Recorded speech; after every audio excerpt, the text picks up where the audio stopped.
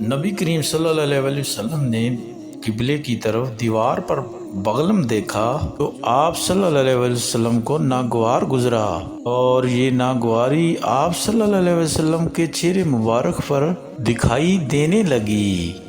आप सल्लल्लाहु अलैहि वसल्लम खुद उठे और इसे अपने हाथों से खुरच डाला। फरमाया कि जब कोई शख्स नमाज के लिए खड़ा होता है गोया वो अपने रब के साथ सरगोशी करता है, या यूं फरमाया कि इसका रब इसके साथ या किबले के दरमियान होता है। इसलिए कि कोई शख्स नमाज में अपने किबले की तरफ ना थूके, बाएं तरफ या अपने कदमों के नीचे थूक सकता है।